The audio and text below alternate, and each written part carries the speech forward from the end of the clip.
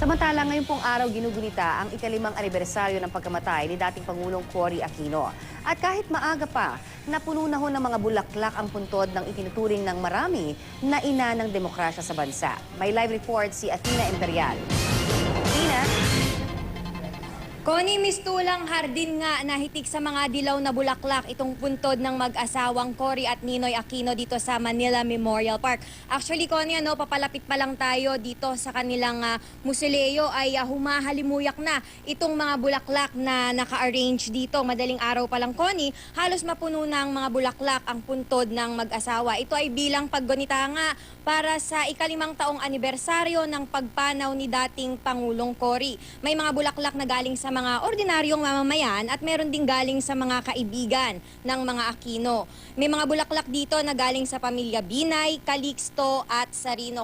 Connie, inaasahan nga na alas 11 ng umaga ay magkakaroon dito ng misa at inaasahang dadalo si Pangulong Noynoy Aquino at ang kanyang mga kapatid. At ngayon naman ay makakapanayam natin yung isa sa mga supporters ng pamilya Aquino. Good morning po.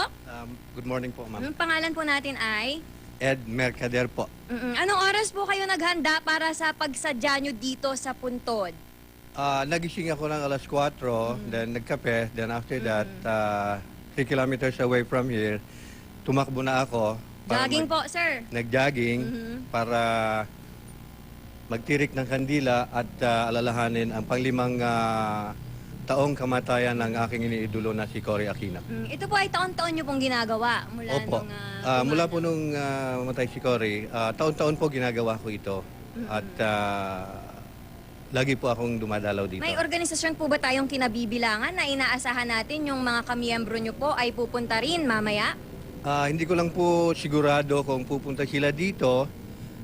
Ako po kasi malapit dito, 3 kilometers away from here. So, nagpunta ako dito para alalahanin at gunitain ang kamatayan ni Cory. Hindi ko po alam yung grupo namin sa August 21 movement kung pupunta sila. May manaka-naka siguro pong pupunta rin dito pero hindi ko lang po alam kung anong oras sila darating dito ngayon. Okay, maraming salamat po, Mang Ed. At yan muna ang pinakahuling balita mula rito sa Sukat, Parañaque. Connie? Maraming salamat, Athena Imperial.